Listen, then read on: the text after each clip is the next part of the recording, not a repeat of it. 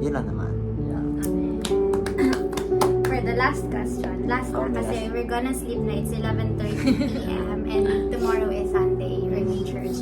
Last question is, why do you need to first fix your relationship with God or to have a relationship with God before you crave for and enter into relationship romantically with men? You need to first fix your relationship with the Lord is because according to the Bible, according to the truth of the Word of God, He is the author of love. Amen. First John, if not mistaken, ang Diyos ay pag-ibig. We love because He first loved us. Illustration, parang sinalinan ka ng Lord ng love. Yan, marunong ka namang love, yes, marunong ka na magmahal. But if your connection or your relationship with the source, with the author is hindi okay, yung love na yun na sinalin sa'yo, pwede yun maubos. Kapag binuhos mo yun sa iba, binigay mo yun sa iba, there are times that the love we give, our own love na tinuro sa atin ng Lord, the love that we give, may limitasyon yun. Diba? We are limited eh. But if you are directed to the source, you're still connected to the source, and you love according to the love that He offers us, love that the Lord has offered us, unconditional, and the love that is walang hinahanap na kapalit, yung love na you are freely giving it without expecting something to in return. So that is the love that we have, that is the love of the Lord that He has given to us, He taught us, which is that must also be the love that we must give to others. Now, if hindi okay yung relationship mo dun sa talagang source ng love, author ng love, paano mo mamahalin yung isang tao ng tama? Amen. Kasi yung yung love na lang naman na ibibigay natin sa kanila is yung talagang love from the Lord. At kapag yung love na binibigay mo sa iba is the love from the Lord, hindi ka mapapagod magmahal ng isang tao. Kahit pag gaano ka-difficult yung tao na yan, mamahalin at mamahalin mo yan. Why? Because ayos yung relationship mo to the source. You are still connected to the source. That is why you are freely giving the love na hindi naman sa iyo galing, kundi galing sa Diyos. So, yun lang. Amen. Parang nasabi mo na lahat na isasagot ko din eh. At baka yun na isasagot mo. Hindi naman. Parang sa madaling salita is the more na hindi mo nakikita yung kung gaano kalawang yung pagmamahal ng Lord sa buhay mo. Hindi mo rin makikita kung gaano mo kayang mahalin yung isang tao. Kasi mamahalin mo lang yan yung good times. Pero pag hard times na, hindi mo na mahal yan. Pero pag alam mo yung pagmamahal ng Lord sa'yo, na minahal ka through your deepest sin, deepest mali mong ginawa sa buhay, deepest na mga pagkakamali mo sa buhay, pero still minahal ka pa rin ng Lord. Pag itindihan mo na yung grace ng Lord sa buhay mo, kayang-kaya mo rin ibigay sa iba. Kayang-kaya mo rin ibigay sa tao o meron kang minamahal. Why?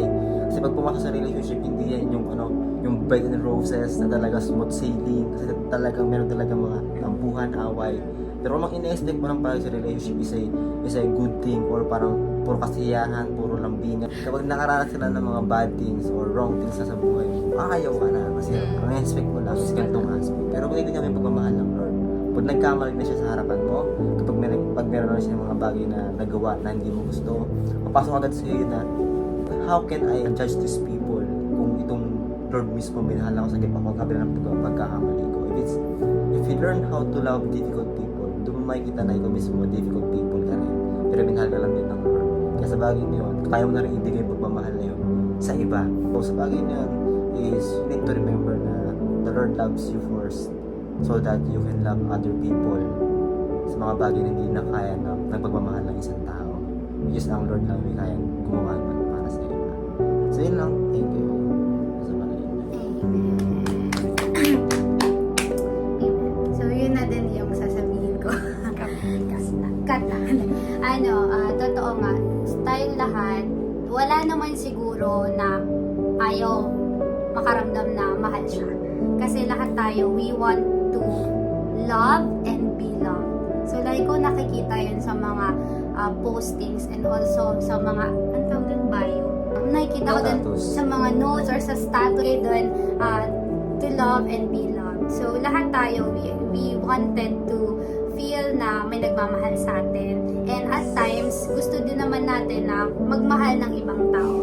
Kaya nga lang, hanggat hindi nga tama yung mga nasabi kanina, hanggat hanggat hindi natin nararamdaman ano ba at nararanasan kung ano ba talaga yung tunay na pag-ibig, ano ba yung tunay na definition of love, we cannot give it to other people the right way. So, ang unang sabi doon, ang unang nagmahal sa atin ay ang Diyos. Kaya naman, siya talaga yung pinagmula ng pag-ibig. Kaya if our relationship with God is not right, or if we do not have yet relationship with the Lord, we must start seeking Him now. Kasi if hindi sa kanya, pag hindi mo sa kanya hinanap yung pagmamahal, na sa kanya mo lang naman talaga matatagpuan, all the other places na paghahanapan mo ng pagmamahal, napakalimitado lang. Hindi siya 100%. Kaya hindi ka masasatisfy. The love that the world can give you, your friends can give you, even your family, they are so limited. Kahit pa sabihin mong umabot sa the best na maibibigay ng tao, hindi ka pa rin masasatisfy. Kasi yun lang naman yung love na kayang ibigay ng tao dahil tao sila. Pero dahil nga may Diyos na lumikha sa atin, His love is greater than our own definition, even the term unconditional. God's love is greater than that. Kaya nga sabi dun, while we were yet sinners, Christ died for us. Because of God's love, He gave His Son for us to pay the price of our sin. And sometimes, sa natural sense, hindi natin maintindihan, do I need that? Do I need that kind of love? Pero yun nga, because napaligo tayo sa Panginoon, we crave for that love sa world. At the end of the day, sa Lord lang matatagpuan yung pagmamahal na makakasatisfy sa atin. When no one else, Jesus did. Sa bagay niyo, kailangan mo maintindihan na hindi ka makakahat ng validation from other people.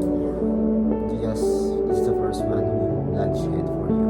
Ito pa lang, kailangan mo ma-realize na may Diyos na naman tayo para sa'yo. And you are always loved, always forgiven. Hindi tayo sa iba. God loves you. God loves you. God loves you. God loves you. God loves you. You close it for you. Jesus, we thank you. We honor you, God. Thank you, Jesus, for this very moment that you've led us here together. Panginoong Jesus, encourage others. Paano ka gumagawa sa amin pong mga buhay? Puri po, Diyos, na pinagkakatiwala namin sa iyo for the rest, the remaining aspects of our lives, Panginoon. We know that we are imperfect, but we are being loved by a perfect God, and that is you, our Lord Jesus Christ. Salamat po sa pag-ibig mo patuloy mo yung pinaparanan sa bawat isa sa amin. At noon, ano pa may nakikita mo sa aming mga buhay that needs correction, that needs improvement, that needs alignment. Ikaw, Panginoong Jesus, ang siyang magtama, Panginoon. Buhay, O Diyos, sa kung ano man yung nais mo na isa pang buhay po ng bawat isa sa amin. Allow us to think like you, allow us to speak like you, allow us to act like you, allow us to live like you, Panginoon Jesus. Although we know that we are imperfect, but Lord, we know that it is possible to live a pleasing life in front of you, Panginoon Jesus. Kaya salamat po sa oras na patuloy mo kaming linisin, patawarin, Panginoon, for the sins that we are even unaware, Panginoon, nagagawa pala namin, hindi kami nakukonvict, hindi kami nakakamalay, Panginoon, patawarin mo po kami, even for the sins that are spoken and unspoken, seen and unseen. Lord God, patuloy po, O Diyos, na pinababa namin ito sa iyong paanan. Cleanse us with your blood and let your mercy be upon us, O God. Hallelujah. We thank you for your love. Help us, Lord, to have the wisdom on how to acknowledge you in all our ways, on how to trust you, Lord God, with all our hearts, and especially, Panginoong Jesus, malakaran po namin kung ano man yung pinagagawa mo. May your light shine upon us, Lord. Kung sino man yung ma-encounter namin, makausap namin, ikaw ang magliwanag sa aming pong mga buhay, Panginoon. Hindi ang aming mga sarili ang makita, kundi ikaw sa aming pong mga buhay. Kaya, Lord, salamat po sa oras na ito. Bless mo po ang bawat isa sa amin. Bless Jericho, bless Precious, and may you continue to grant them the opportunities, the favor that comes from you, O God, in Jesus' mighty name. Upon every one of us, Lord, ikaw po, O Diyos, ang patuloy po na kumilos sa amin pong mga buhay. Salamat, Lord, for this moment. We continue to glorify you. In Jesus' mighty name we pray. Amen. Amen. Good night. 30 minutes. Bye.